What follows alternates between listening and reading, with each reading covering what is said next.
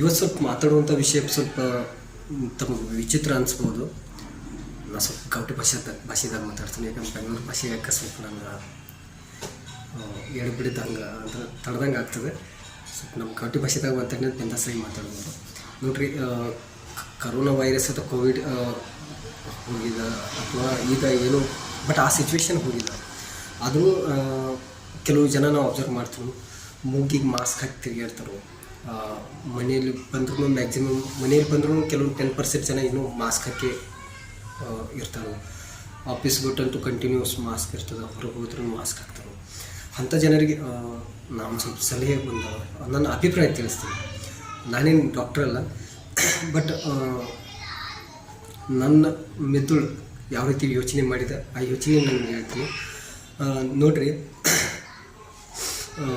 ಪ್ರತಿಯೊಬ್ಬರ ಮೂಗನ್ನು ಅಬ್ಸರ್ವ್ ಮಾಡಿರಿ. ಕೆಲವೊಬ್ಬರು ಮೂಗು ಅತಿ ದಮ್ಮು ಇರ್ತದೆ, ಕೆಲವೊಬ್ರು ಮೂಗಿನ ತೂತುಗಳು ಏಕದಮ್, ಕೆಲವೊಬ್ರು ಅಡಾಗ್ಲಿರ್ತಾವೆ, ಕೆಲವೊಬ್ರು ಮೂಗಿನ ತೂತುಗಳು ಸಣ್ಣ ಇರ್ತಾವೆ. ಅದು ಯಾಕೆ ರೀತಿ ಅಷ್ಟು ಮೂಗಿನ ತೂತು ಕೆಲವರು ತುಂಬ ದೊಡ್ಡ, ಕೆಲವರು ತುಂಬ ಸಣ್ಣ, ಕೆಲವರು ಸಣ್ಣ ಮೂಗ, ಕೆಲವರು ಭಾಳ ಉದ್ದ ಮೂಗ, ಹಿಂಗೆ ನಿಸರ್ಗ ಮತ್ತೆ ಆ ರೀತಿ ಕ್ರಿಯೇಟ್ ಮಾಡಿ. ಇದಕ್ಕೆ ಕಾರಣ ಏನಂದ್ರೆ, ನಮ್ಮ ರೆಸ್ಪಿರೇಟರಿ ಸಿಸ್ಟಮ್ಗೆ ಎಷ್ಟು ಪ್ರಮಾಣದಾಗ ಆಕ್ಸಿಜನ್ ಬೇಕಲ್ಲ ಅಷ್ಟು ಪ್ರಮಾಣದಾಗ ಆಕ್ಸಿಜನ್ ಹೋಗಿ ಮುಟ್ಟಬೇಕು ಅನ್ನುವಂಥ ಒಂದು ವಿಚಾರವನ್ನು ಮುಂದಿಟ್ಕೊಂಡು ದೇವ್ರು ನಮಗೆ ಅಥವಾ ನಮ್ಮ ನಿಸರ್ಗ ಮಾತೆ ನಮ್ಮ ಶರೀರಕ್ಕೆ ಯಾವ ರೀತಿ ಮೂಗು ಬೇಕು ಆ ರೀತಿ ಸ್ಟ್ರಕ್ಚರನ್ನು ನಿರ್ಮಾಣ ಮಾಡಿದರು. ಇವು ನಮ್ಮ ಮೂಗಿನ ತೂತುಗಳು ಇಷ್ಟ. ಅದರಲ್ಲಿ ನಮ್ಮ ಶ್ವಾಸಕೋಶಕ್ಕೆ ಎಷ್ಟು ಆಕ್ಸಿಜನ್ ಬೇಕು ಅಥವಾ ಏರ್ ಬೇಕು ಅಷ್ಟು ಪ್ರಮಾಣದಾಗ ಹೋಗ್ತಿರ್ತಾರೆ. ನಾವು ಅದರಲ್ಲಿ ನಾವು ಮಾಸ್ಕ್ ಹಾಕಿ ಕಂಟಿನ್ಯೂ ಒಂದು 10-5-6 ತಾಸು ನಾವು ತಿರುಗಾಡ್ಲತ್ತಂದ್ರೆ ಇದರಿಂದ ಬ್ಲಡ್ ನಿರ್ಮಾಣ ಆಗಬೇಕಾದ್ರೆ ಹಿಮೋಗ್ಲೋಬಿನ್ಗೆ ಆಕ್ಸಿಜನ್ ಬೇಕೇ ಬೇಕು. ನಾವು ಸರಿಯಾದ ಪ್ರಮಾಣದಲ್ಲಿ ಆಕ್ಸಿಜನ್ ಕೊಡಲಿಲ್ಲ ಅಂದ್ರೆ ಬ್ಲಡ್ ಕ್ವಾಲಿಟಿ ಲೋ ಆಗ್ತದೆ, ಲೋ ಕ್ವಾಲಿಟಿ ಬ್ಲಡ್ ತಯಾರಾಗ್ತದೆ, ಅದೊಂದು ಆಗ್ತದೆ. ಮತ್ತು ಹಾರ್ಟ್ ಅಟ್ಯಾಕ್ ಸಿಚುವೇಶನ್ ಬರ್ಬೋದು. ಮತ್ತು ಕಂಟಿನ್ಯೂ ಮಾಸ್ಕ್ ಹಾಕಿರ್ತೀರಿ, ಆ ಮಾಸ್ಕ್ದಲ್ಲಿ ಎಷ್ಟೋ ರೀತಿಯ ಬ್ಯಾಕ್ಟೀರಿಯಾಸ್ಗಳು ಇರ್ತಾವೆ, ಅವು ಕೂಡ ಕಂಟಿನ್ಯೂಸ್ಲಿ ನಮ್ಗೆ ಎಫೆಕ್ಟ್ ಮಾಡ್ಬೋದು. ಮತ್ತು ಗಂಟಲಿನ ಸಮಸ್ಯೆ, ಮೇಲೆ ಅವ್ರ ಗಂಟಲು ಕೆರೆಸೋದು, ಸ್ವಲ್ಪ ಇದನ್ನಾಗೋದು, ಅಂಥ ಕಾಯಿಲೆಗಳು ಬರ್ತಾವೆ. ಇರುವ ಮೂಗಿನ ತೂತುಗಳು ಇಷ್ಟಿಷ್ಟ, ಅದನ್ನ ನೀವು ಕಂಟಿನ್ಯೂ ಮುಚ್ಚಿಟ್ರಿ ಅಂದ್ರೆ ಶ್ವಾಸಕೋಶಕ್ಕೆ ಎಷ್ಟು ಆಕ್ಸಿಜನ್ ಬೇಕು, ಶರೀರಕ್ಕೆ ಎಷ್ಟು ಬೇಕೋ ಅದು ಹೋಗಿ ಮುಟ್ಟಲ್ಲ. ಅದಕ್ಕೆ ದಯವಿಟ್ಟು ತಾವೇನು ಮಾಡಿರಿ, ಮಾಸ್ಕ್ ಅನ್ನೋದನ್ನು ತೆಗೆದುಬಿಟ್ರಿ. ತಪ್ಪು ತಿಳ್ಕೊಬೇಡ್ರಿ, ನಿಜಾನೇ ಹೇಳ್ತೀನಿ. ಯಾಕಂದ್ರೆ ದೇವ್ರು ನಮಗೆ ಮೂಗನ್ಯಾಗ ಒಂದು ಫಿಲ್ಟರ್ ಕೊಟ್ಟಿದ್ದು, ನಮ್ಮ ಕೂದಲು ಕೊಟ್ಟಿದ್ದಾನೆ ಮೂಗು, ಅದು ಫಿಲ್ಟರ್ ಮಾಡಿ ತರಿಸ್ತದೆ. ಪ್ರತಿ ಸಿಚುವೇಶನ್ದಾಗ ಕಂಟಿನ್ಯೂಯಸ್ ಆಗಿ ಮಾಸ್ಕ್ ಹಾಕ್ತಿರಿ ಅಂದ್ರೆ ಅಂಥವ್ರು ಏನು ಮಾಡಿರಿ, ದಯವಿಟ್ಟು ಅದನ್ನು ಬಂದ್ ಮಾಡಿರಿ. ಅದ್ರ ಬಂದ್ ಮಾಡೋದಾದ್ರೆ ಇಮಿಡಿಯೇಟ್ಲಿ ಬಂದ್ ಮಾಡಿಬಿಡ್ರಿ. ಯಾಕಂದ್ರೆ ಕೆಲವರು ಅದನ್ನು ಕಂಟಿನ್ಯೂ ಹಾಕೊಂಡು ಹ್ಯಾಬಿಟ್ ಮಾಡ್ಕೊಂಡ್ರಿ. ಸೊ ಬ್ಯಾಡಾದಂಥ ಹ್ಯಾಬಿಟ, ಬ್ಯಾಡಾದಂಥ ದೋಸ್ತಿಗೆ ಒಮ್ಮೆ ಬಿಡಬಾರ್ದು. ಈಗ ಯಾವುದೇ ದೋಸ್ತಿದ್ದ ನಮಗೆ ಬ್ಯಾಡಾಗಿದ್ದ ಅವ್ನು ಇಮಿಡಿಯೇಟ್ಲಿ ನಾವು ಬಿಟ್ಟು ಅಂದ್ರೆ ಅವ್ನಿಗೆ ಏನಿಸ್ತದೆ, ಸ್ವಲ್ಪ ದ್ವೇಷ ಹುಟ್ಕೋತದೆ. ಅದೇ ರೀತಿ ಯಾವುದೇ ರೀತಿ ಬೇಡವಾದಂಥ ಹ್ಯಾಬಿಟ್ ನಮ್ಮ ಶರೀರಕ್ಕೆ ಹತ್ತಿತ್ತು, ಅದನ್ನು ನಾವು ಇಮಿಡಿಯೇಟ್ಲಿ ಬಿಟ್ಟು ಅಂದ್ರೆ ನಮ್ಮ ಶರೀರ ಅಥವಾ ಬ್ಲಡ್ದಲ್ಲಿ ವಿಚಲಿತ ಪ್ರಮಾಣ ಅಥವಾ ಏನೋ ಕಳ್ಕೊಂಡಂಗೆ ಅಥವಾ ಏನೋ ಆದಂಗೆ ಆಗ್ತದೆ.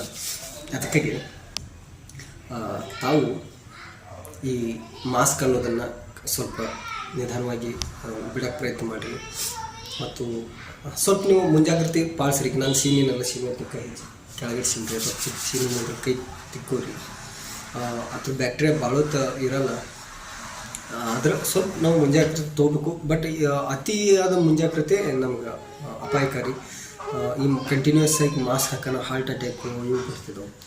ಮತ್ತೊಂದು ಕೆಲವೊಬ್ರು ಏನು ಕರೋನಾ ಟೈಮ್ದಾಗ ಏನು ಕಾಢ ಮಾಡಿ ಕುಡಿಯೋದು ಅಥವಾ ಅತಿಯಾಗಿ ಎಗ್ ತಿನ್ನೋದು ಅಥವಾ ಏನೇನೋ ಆಯುರ್ವೇದಿಕ್ ಔಷಧಿ ಮಾಡೋದು ಅಥವಾ ಕಂಟಿನ್ಯೂ ಆಗಿ ಬಿಸಿ ನೀರು ಕುಡಿಯೋದು, ಇನ್ನೂ ಕೆಲವೊಬ್ರು ಅದನ್ನು ಹ್ಯಾಬಿಟ್ ಇಟ್ಕೊಂಡಾರೆ.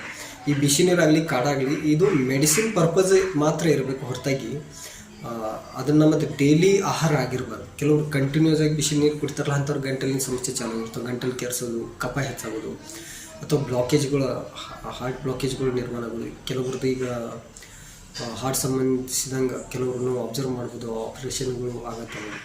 ಅದೇನೋ ಅಂತಾರಲ್ಲ ಬೈಪಾಸ್ ಸರ್ಜರಿ, ಅಂಥವು ಆಗತ್ತವೆ. ಆ್ಯಕ್ಚುಲಿ ನಾನು ನನ್ನ ಬದಲು ಹೇಳ್ಬೇಕಂದ್ರೆ ನಾನು ಹೊಟ್ಟಿದ್ದೀನಲ್ಲ, ನಿಜ ಹೇಳ್ತೀನಿ, ಇನ್ನೂ ಒಂದು ವ್ಯಾಕ್ಸಿನೇಷನ್ ತೊಗೊಂಡಿಲ್ಲ, ಯಾವುದೇ ರೀತಿಯ ವ್ಯಾಕ್ಸಿನೇಷನ್ ತೊಗೊಂಡಿಲ್ಲ. ಕರೋನಾದಾಗಲಿ ಅದ್ಯಾವ first dose, second dose, third dose, ಮತ್ತು ಯಾವ ಬೂಸ್ಟರು ಪಿಸ್ಟರ್ ಯಾವುದೇ ರೀತಿಯ ಡೋಸ್ ತೊಗೊಂಡಿಲ್ಲ. ಯಾಕಂದ್ರೆ ನಂಗೆ ನಮ್ಮ ಭೂಮಿ ತಾಯಿ ಮೇಲೆ ಭಾಳ ನಂಬಿಕೆ ಇತ್ತು. ಮಡ್ಯಾಗ ಬೆಳೆದವ್ರು ನಾವು, ಆದರೆ ಯಾವ ರೀತಿ ಏನು ತೊಂದಿಲ್ಲ. ಮತ್ತು ಕರೋನಾ ಆದಾಗ ಸ್ವಲ್ಪ ಜನರು ಬೈತಾರೆ ಅಂತೇಳಿ ಸ್ವಲ್ಪ ಮಾಸ್ಕ್ ಹಾಕಿ ತಿರುಗಾಡ್ತೀನಿ. ಬಟ್ ಎಲ್ಲ ಕೋವಿಡ್ ಸೆಂಟರ್ದಾಗ ತಿರುಗಾಡಿ ತನ್ನ ಕೈಲೇ ಎಷ್ಟು ಆಗ್ತೈತೆ ಅಷ್ಟು ಒಂದು ನನ್ನ ಕರ್ತವ್ಯನ ಮಾಡಿದ್ದೀನಿ. ನನಗೊಂದು ಗೊತ್ತಿತ್ತು, ಕೋವಿಡ ಗಾಳಿ ಮೂಲಕ ಸ್ಪ್ರೆಡ್ ಆಗ್ತದೆ ನೋಡ್ರಿ. ಬಟ್ ನೀರಿನಲ್ಲಿ ಆ ಥರದ್ದು ಅಷ್ಟು ನಡೆಯಲ್ಲ. ಯಾಕಂದ್ರೆ ನೀರಿನಾಗ ಓಡುವಂಥ ಮೀನು ಬಂದು ನೆಲದ ಮೇಲೆ ಓಡೋಕೆ ಅಷ್ಟು ಅದಕ್ಕಾಗಲ್ಲ. ಹಂಗೆ ಕೆಲವು ಜೀವಿಗಳು ಅಥವಾ ರೋಗಾಣುಗಳು ಒಂದು ಮಾಧ್ಯಮ ಇರ್ತದೆ, ಆ ಮಾಧ್ಯಮದಾಗ ಹೆಚ್ಚಿನ ಮಾಡ್ತಿರ್ತಾವೆ. ಸೊ ಆ ಮಾಧ್ಯಮವನ್ನು ನಾವು ಕಟ್ ಮಾಡಿ ಸಾಕು. ಇರಲಿ, ಒಟ್ಟು ಹೇಳೋ ಉದ್ದೇಶ ಇಷ್ಟ, ಈ ಅತಿಯಾದ ಹೆದರಿಕೆ ಇಟ್ಕೊಬೇಡ್ರಿ, ಬಿಂದಾಸಾಗಿ ಬದುಕ್ರಿ, ಎಕ್ಸಸೈಸ್ ಮಾಡಿರಿ. ಇಷ್ಟೇ ನಮ್ಮ ಮತ್ತೊಂದು ಲಾಸ್ಟ್ ಒಂದು ರಿಕ್ವೆಸ್ಟ್, ಚಹಾ ಬಂದ್ ಮಾಡಿರಿ, ಸಿಹಿ ತಿಂಡಿಗಳನ್ನ ಕಂಪ್ಲೀಟ್ಲಿ ಅವಾಯ್ಡ್ ಮಾಡಿರಿ. ಮತ್ತು ಆ ಥರದ್ದು ಯಾವುದೇ ನಿಮಗೆ ಹ್ಯಾಬಿಟ್ ಇಟ್ಟು ಮತ್ತು ಈ ಸೆರೆ ದಾರು ಅಥವಾ ಅತಿಯಾದ ಸ್ಯಾನಿಟೈಸ್ ಮಾಡ್ಕೊಳ್ಳೋದು, ಮಾಸ್ಕ್ ಹಾಕ್ಕೊಳ್ಳೋದು ಅಥವಾ ಈ ರೆಗ್ಯುಲರಾಗಿ ಕಾಡ ಕುಡಿಯೋದು, ಬಿಸಿ ನೀರು ಕುಡಿಯೋದು ಇಂಥವೆಲ್ಲ ಕಂಟಿನ್ಯೂಸ್ ಆಗಿ ಮಾಡ್ತೀರಿ ಅಂದ್ರೆ ಅದನ್ನು ನಿಧಾನವಾಗಿ ಕಡಿಮೆ ಮಾಡಿರಿ.